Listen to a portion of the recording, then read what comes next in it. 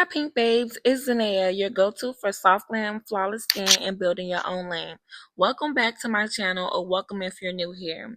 If you're new here, I'm a makeup and brow artist. I have my own cosmetic line, and I'm all about being pretty, pay, and creating your own lane.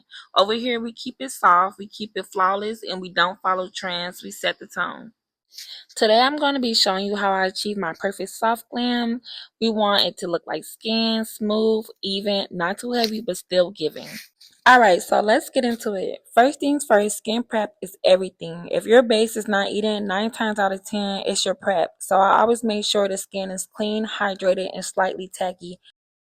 I love e.l.f, so I'm just using their Holy Hydration Daily Moisturizing Cream first, and then I go in with their same e.l.f Grip Primer, and I'm going to list everything down below. But as you can see, I spent a lot of time on prepping the skin before I apply any type of makeup.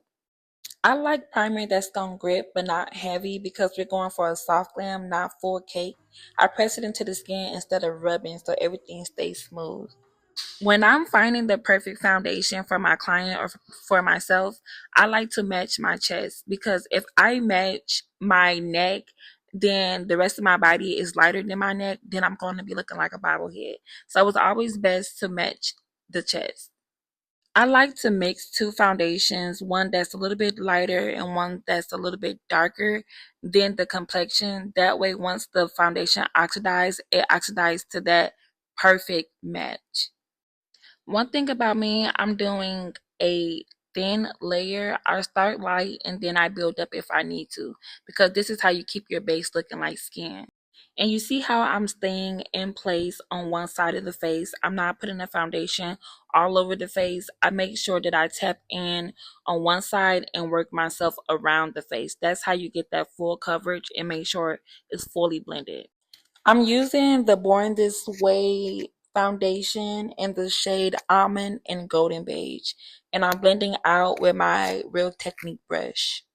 Y'all know my signature is blush, so I'm going in with the Juvia's Place Rosy Posy. I believe that's the name of it. Blush, and I am just pressing that into her skin. And yes, I like to do this step before I do concealer because it blends so flawlessly. And I like to use my blush as a color corrector, actually. If you ever feel like you put too much blush, just use your same foundation brush and blend it out. Now for concealer, this is where we start bringing the face to life. I like to brighten, but not too much. We're keeping everything soft, seamless, but not dramatic.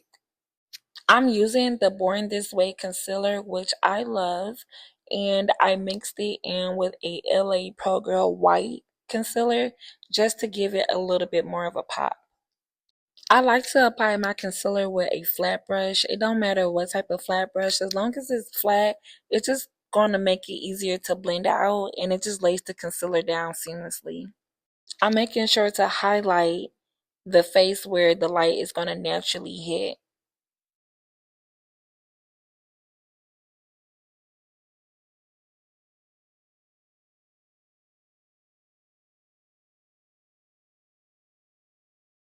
Now I'm just blending the edges of the concealer. I like to blend the edges first and then I go in and blend directly under the eye.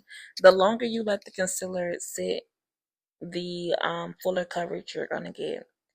So, and I'm just using a powder puff. I really don't know if I like to use a powder puff. I usually use a Real Technique um brush, but we're just gonna do it a little different in this video. And y'all see how the concealer is kissing the blush? That's how I get that snatched, real lifted look. It just gives. This is like, this method just always, it does not let me down. It works on every client, even on myself. And I'm just making sure that I blend out all of the harsh lines. The biggest thing with makeup is to blend. If you think it's blended, blend a little bit more.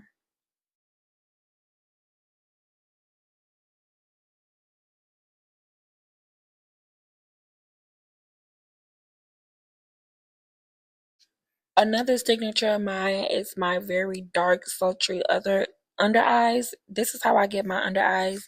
I like to use a Inglot black. The black is of the black. All of the makeup artists know this is key. This is a staple. And I usually do this before I put on any foundation or primer or anything. But I had forgot to. But look at the difference when you put it on. Like, it just eats down. I love me a black under eye. Anybody who sits in my chair knows that this is my signature. I did go in with the shade Marshmallow under her eye just to give it a little bit more pop. And I'm just letting it stick down while I continue to darken up the under eye.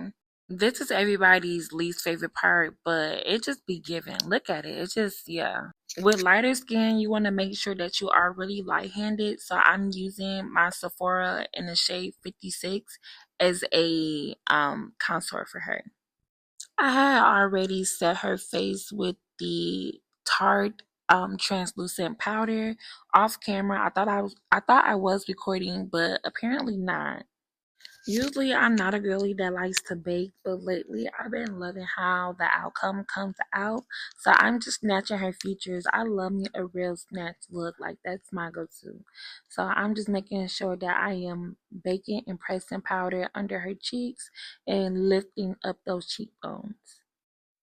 Anything that has liquid needs to be set on the face with powder. So I'm going in with my Juvia's Place Volume 2 um blush, and I am just putting that blush directly on her cheekbone, and I'm going up.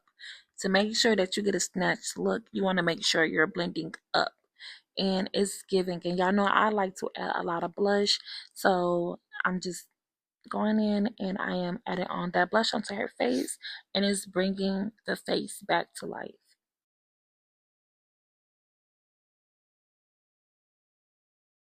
To get rid of the baking powder and give her a more of a flawless look, I like to go in with a foundation powder that's similar to her skin color and take away any of that translucent powder. That way we're going to make sure she doesn't have any flashback, and it's just going to blend everything together seamlessly. At the last minute, I decided I wanted to add a little pop. So I'm going to go in. Y'all, I don't know why these dogs are doing all that when I'm recording. But I'm going to go in with my Duo Lash Glue at the bottom of her eye. And I'm just going to add on a little bit of glitter just to give it like a, yeah, a little one too. If you made it this far, let me know what y'all want to see. Do y'all want to see more vlogs, more tutorials? Do y'all want to see how I do brows? Let me know what y'all want to see on this channel. Of course, the only lip liner and a lip gloss I use is from my brand, The Perfect Lip Pout. I'm actually using e.l.f. lip liner because I didn't want to open another box, and yeah. So I am just outlining her lips to the perfect pout that I like. Sometimes when the lips are smaller, I do overdraw the lips, and I just love to like use my brown. It has to be like this deep, rich chocolate brown for it to pop. Y'all, why I never pressed record when I was putting on her lip gloss, so you will not see the completed lip combo, but I did use my lip gloss in the shade Pink Ice. That's that baby doll pink, and I will be making another video where it shows all of the lip kits that I do have. And y'all know, just make sure you go shop with your girl, especially if you want that perfect lip pout. All right, my pink babes, that's it for today's look. It's really giving the girls what it needs to give. If you like this video, make sure you like, comment, and subscribe, and let me know what y'all want to see next.